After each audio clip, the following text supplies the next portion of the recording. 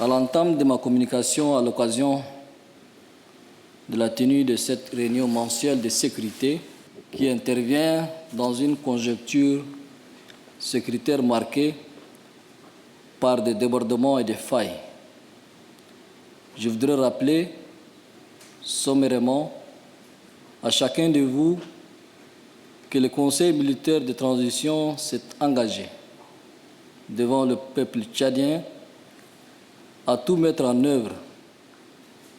dans cette phase sensible de transition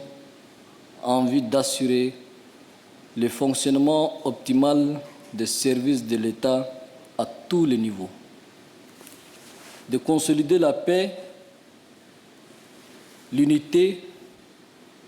la justice et les libertés fondamentales,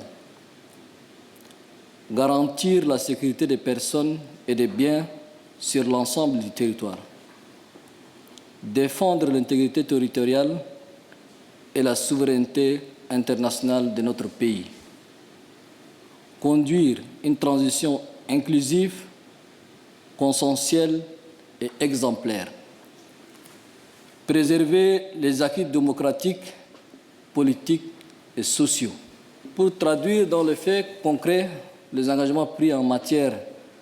de la préservation de la sécurité des personnes et des biens, le Conseil militaire de transition a procédé au renforcement des forces de défense et de sécurité en matière de nombre d'effectifs, de formation et d'équipement pour qu'elles puissent remplir leurs missions dans les conditions appropriées. Dans le même élan, le Conseil militaire de transition a entrepris une réforme historique et multiforme pour améliorer les conditions de vie et de travail des membres des forces de défense et de sécurité, a renforcé la mission de la Commission de désarmement des civils et a ordonné la levée des barrières anarchiques sur l'ensemble du territoire national. Parallèlement aux efforts consentis pour garantir la sécurité et fidèle à ses autres engagements, le Conseil militaire de transition s'est inscrit dans une dynamique de soutien en faveur de l'appareil judiciaire, de promotion de la réconciliation nationale et de valorisation des libertés individuelles en prônant constamment une politique de main tendue,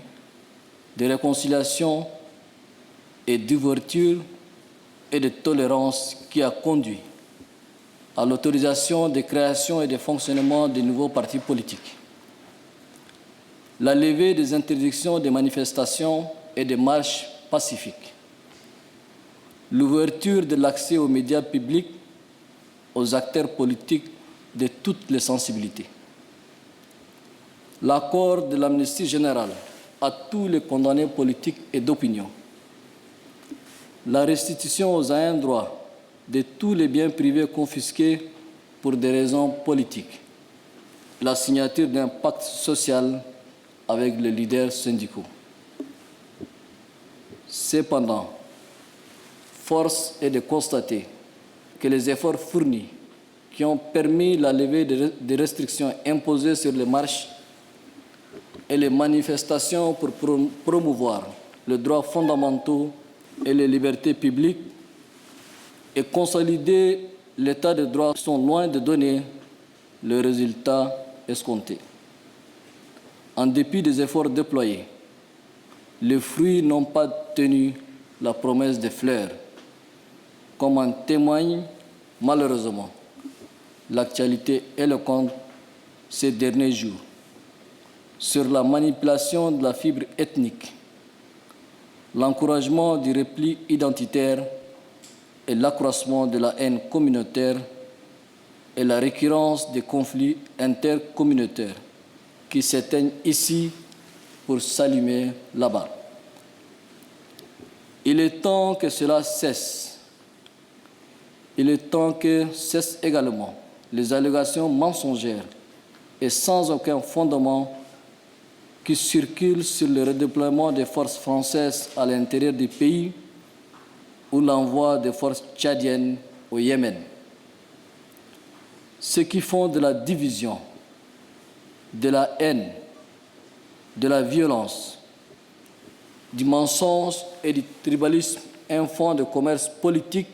doivent cesser. Cette pratique égoïste constitue un frein majeur à la construction d'un Tchad uni, réconcilié, fort et havre de paix. Les médias, les hommes politiques, les leaders religieux, les notables traditionnels, les acteurs syndicaux et les associations de la société civile doivent contribuer à contrecarrer le commerce des mensonges qui a atteint son paroxysme. Dans la même foulée, l'amalgame entre marcher pacifiquement pour exprimer une opinion dans le respect des règles et marcher pour causer des troubles à l'ordre public et procéder à des actes de vandalisme doit être levé. En effet, la marche est une grande responsabilité à même titre qu'elle doit être un droit fondamental. Elle doit être strictement soumise à des règles bien définies et comprises par tous. Le droit implique des devoirs. Le non-respect de règles qui définissent le droit et les devoirs des uns et des autres doit être établi et soumis immédiatement à la rigueur de la loi. Que cela soit dit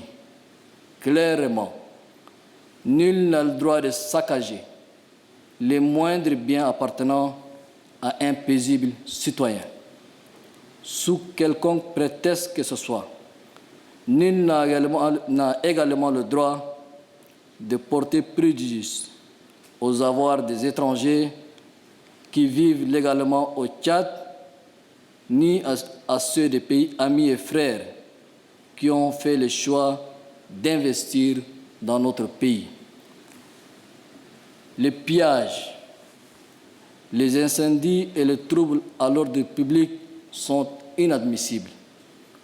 Le gouvernement est fermement instruit à l'effet d'appliquer la loi dans toute sa rigueur. À cet égard, le Conseil militaire de transition félicite les forces de défense et de sécurité pour la marque de professionnalisme et d'abnégation dont elle fait preuve dans la gestion des manifestations